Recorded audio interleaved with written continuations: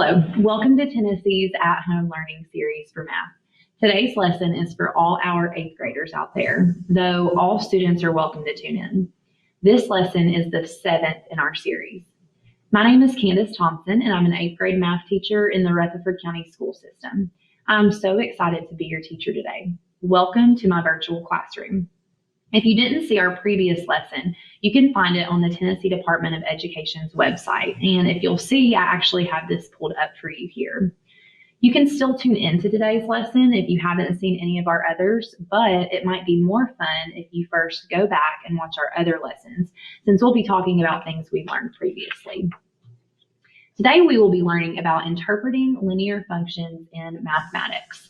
Before we get started, to participate fully in our lesson today, you will need the following: a paper and a pencil and a hard surface to write on. A calculator is not required, but it may be used to check your calculations. This one is optional, but it's super helpful if you have graph paper. But if you don't, you can still participate today. Okay, let's begin. Today, we're going to develop strategies for interpreting the slope or rate of change and y-intercept or initial value from a function's graph or equation based on the context. We started a little bit on this in the previous lesson. First, let's review by doing some quick inquiry. At this point, I'm actually going to go off the screen and pull up my projector. So let's look at these 4 representations here. Which one of these doesn't belong? Let's think about how these could be grouped and identified.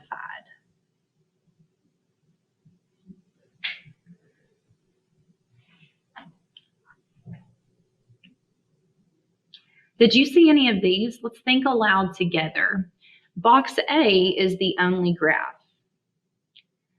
Box C is the only equation in slope-intercept form, or y equals mx plus b form. Box D is the only equation with x and y on the same side of the equal sign.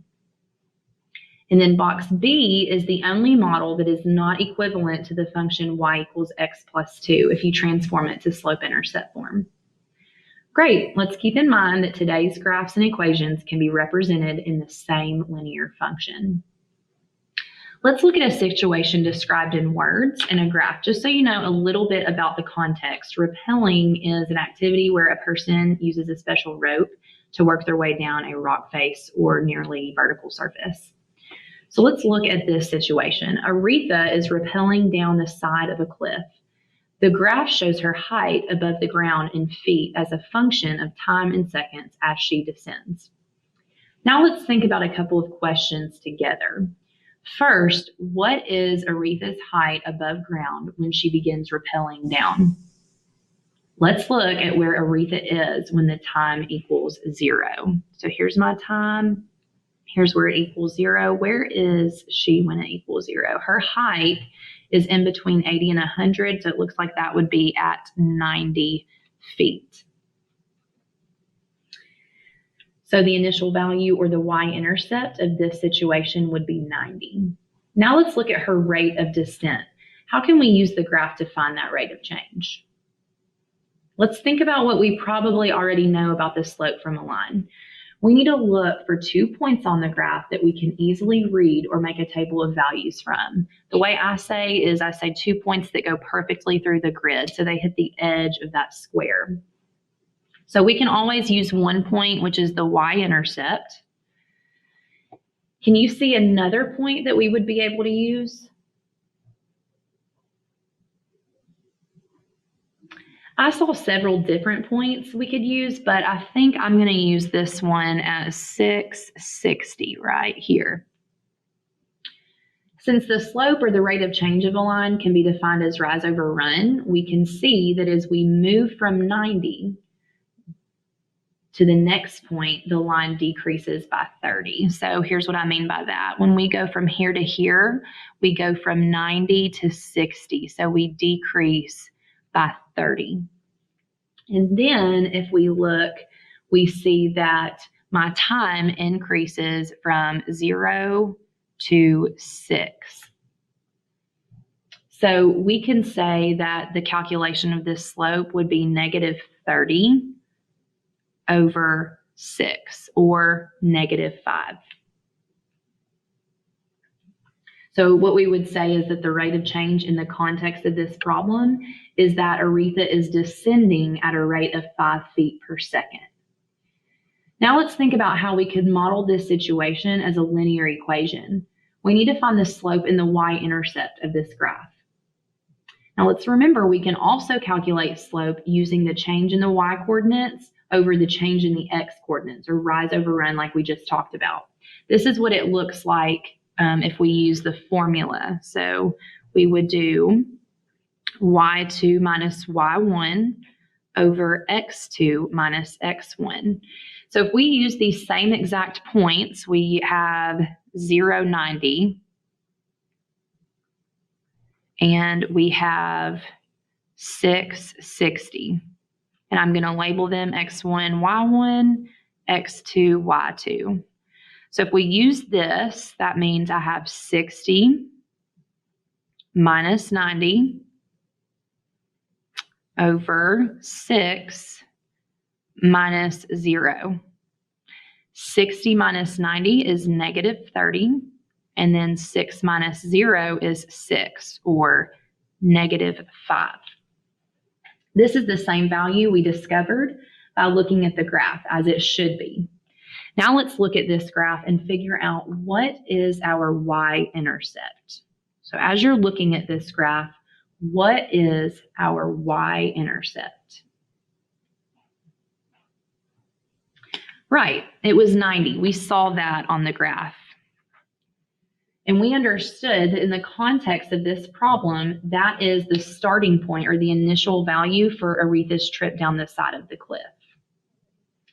So now, using the slope-intercept form of a linear equation, or y equals mx plus b, where m is the slope or rate of change and b is the initial value or y-intercept, we can write our own equation model this way. We can write y equals negative 5x plus 90. This model of the situation tells us the same information that this graph does. We see that the rate of change, or the slope, is negative 5, or a descent of 5 feet per second, and Aretha's initial height, or y-intercept, is 90 feet. How are you feeling about understanding of that situation? Are you ready to try another one? Okay, let's think about this scenario. So Jay collects gaming cards. He has 50 cards collected now.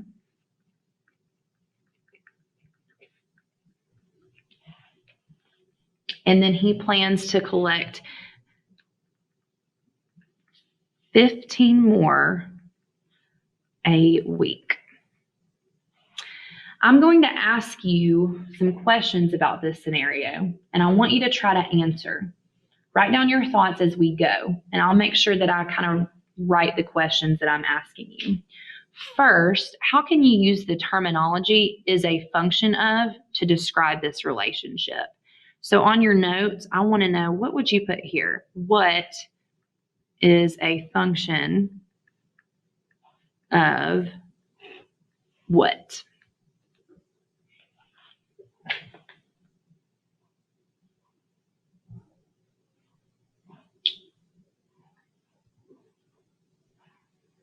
Okay, another question. What is the initial value, and how do you know? What is the initial value of this situation, and how do you know?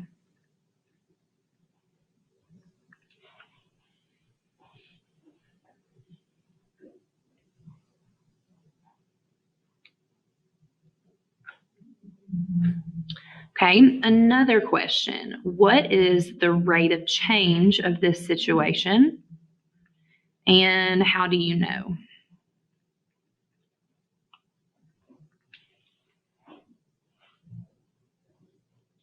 Take a few moments and see if you can answer those 3 questions.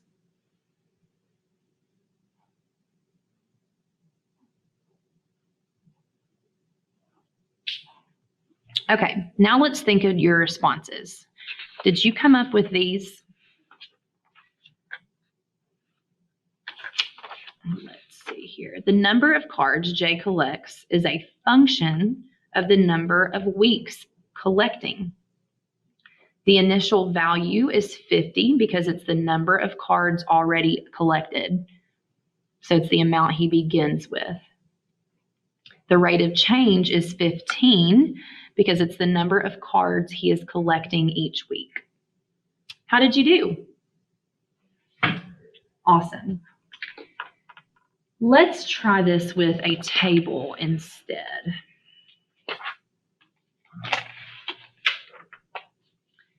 Rain falls early in the morning and stops. I apologize, that's a typo. Then at noon, it begins to rain again and accumulate at a constant rate. The table shows the number of inches of rain in a rain gauge as a function of the time in the afternoon. Let's see what we can learn from the table. What is the initial value or y-intercept of this table?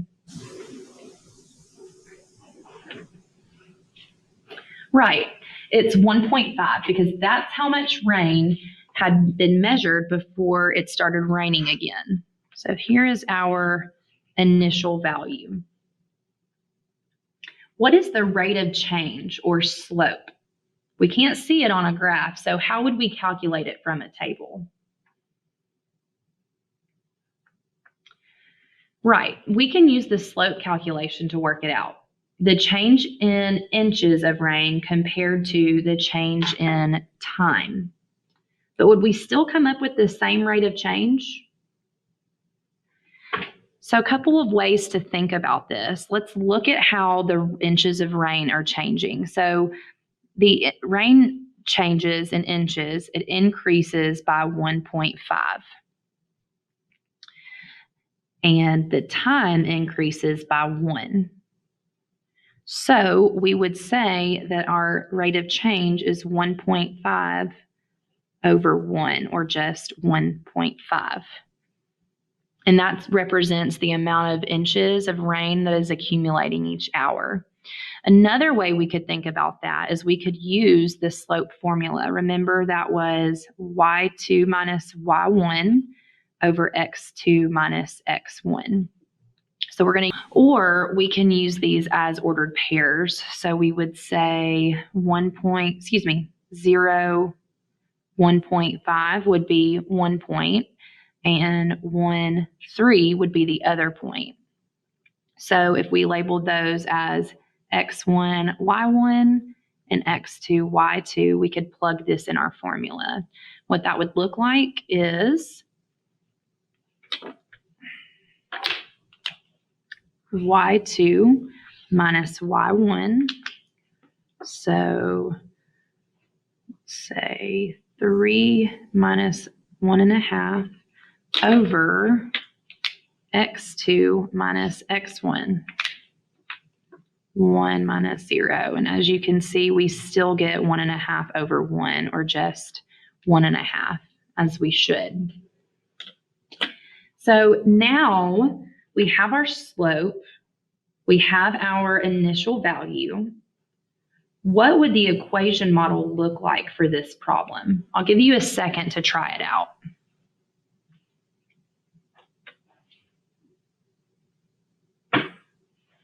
This is my model. Y equals 1.5x plus 1.5. I think we might be ready to give this a try on our own. Let's consider this situation. A bakery has 300 muffins. It then sells 50 muffins every hour after it opens. Using the phrase is a function of how could we describe this situation? So using the phrase is a function of how could we describe this situation? Did you say it this way? The number of muffins in a bakery, or the bakery has left, I should have given myself more space here.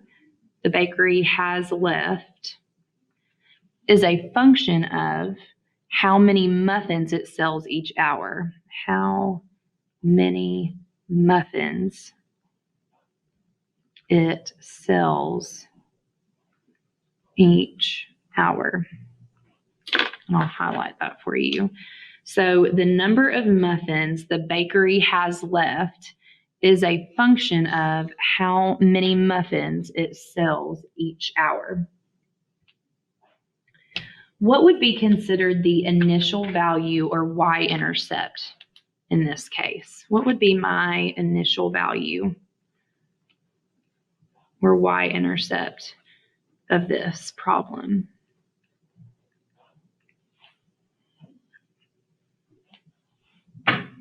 Right, the initial value is the number of muffins the bakery had to start with. It would be 300 in this case. Starts with 300 muffins. What about the rate of change? What about the rate of change?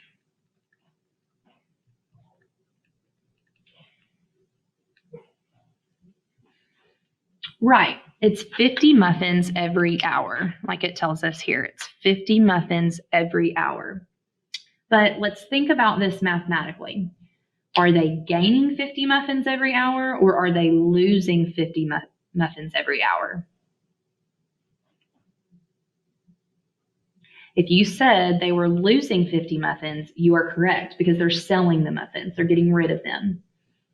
Now, how would we represent losing 50 muffins symbolically in mathematics? If you said we would use the negative sign, you're correct. The rate of change is a decrease of 50 muffins, or negative 50 muffins every hour. Last thing, how would we represent this linear function in an equation? Take a minute and write down what you think is correct. How would we represent this as an equation?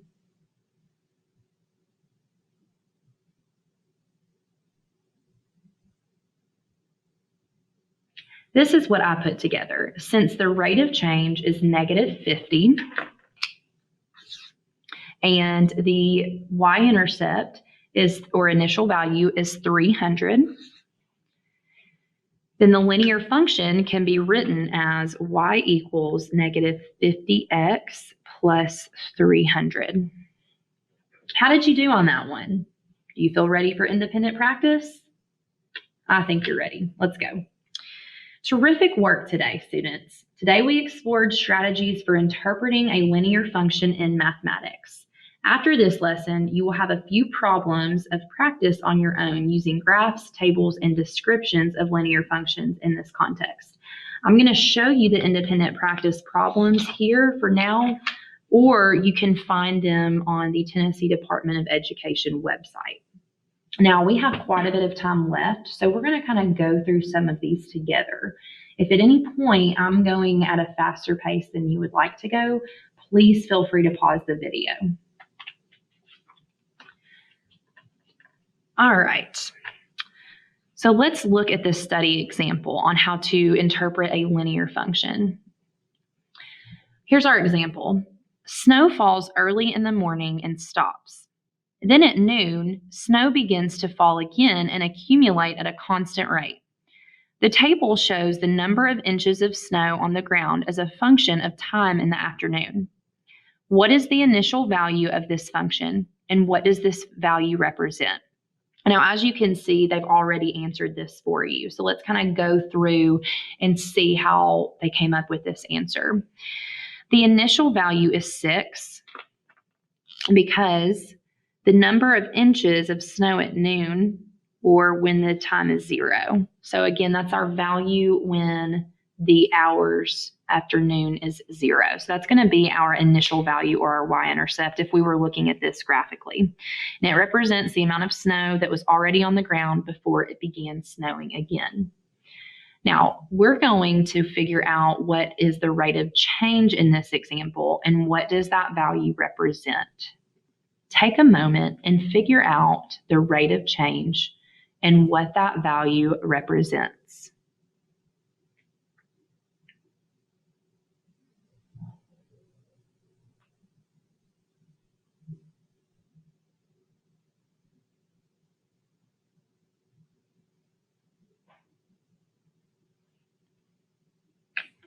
So the rate of change can be found by figuring out how the inches of snow changes as the time changes. So the inches of snow increase by 2.5 as the hours increase by 1. So we could say that our slope is 2.5 over 1, or just 2.5. That's one way of figuring it out. Here's another way. We can actually use the slope formula by picking out 2 ordered pairs from this table. The first one we can use is 0, 6. So I'm going to let this be x1. I'm going to let this be y1. The second one can be x2 and y2. And then I'm going to plug that in the formula. So I have 8.5, that's my y2, minus y1, which would be 6, over x2, which is 1, minus x1, which is 0. And again, we get 2.5 over 1, as we should, because this is just 2 different ways to find the same answer. So what is the rate of change of this function in the example? It is 2.5. Take a moment and try to put into words what this value represents.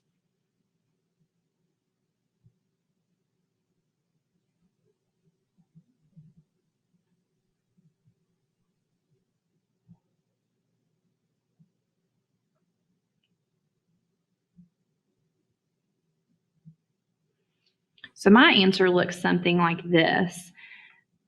The rate of change represents the inches of snow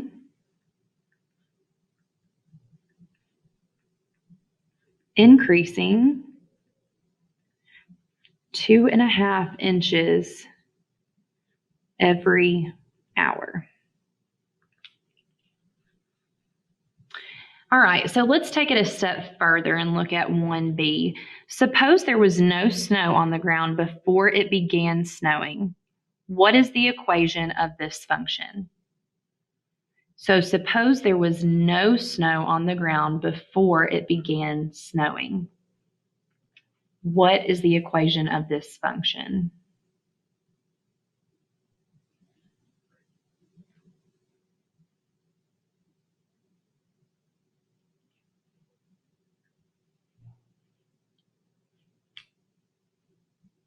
Well, remember, if there was no snow on the ground when it began, that would represent my initial value, or my starting point.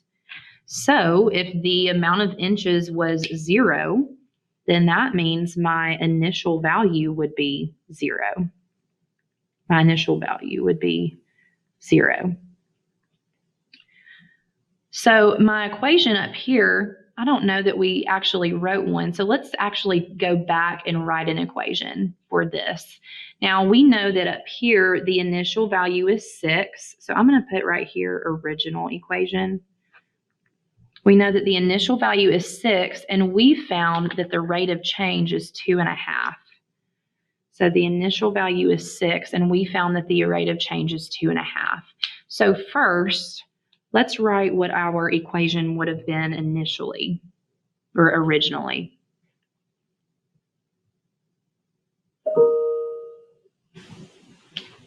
Correct. Our original equation should be y equals 2.5x plus 6. Now, I want to know what our equation will be now that we have changed it and said that there was no snow on the ground before it began, or if we have an initial value of 0.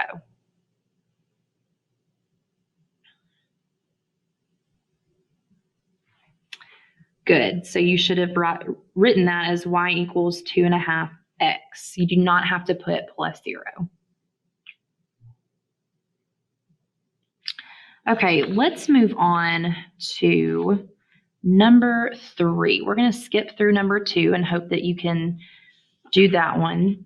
And let's do number 3. Now, we don't have much time, but we'll get started on number 3 and see how far we can get. So it says each day, Kyle buys a cup of soup and a salad for lunch. The salad costs a certain amount per ounce. The equation below models the total cost of Kyle's lunch. What do the variables x and y represent? Use the phrase is a function of to describe the equation and how it relates to these, or how it relates these quantities to one another. So I want to know what is a function of what. Take a moment and see if you can figure that out.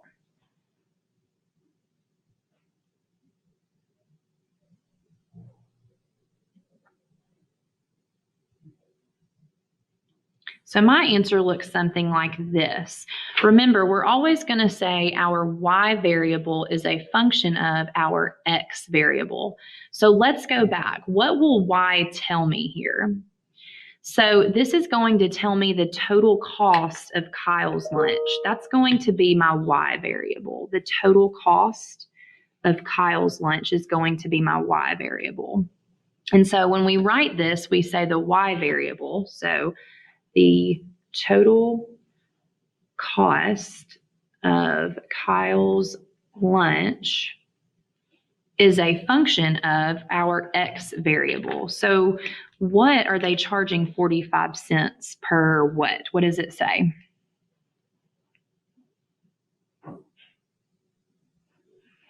So this is going to be the cost of salad per ounce.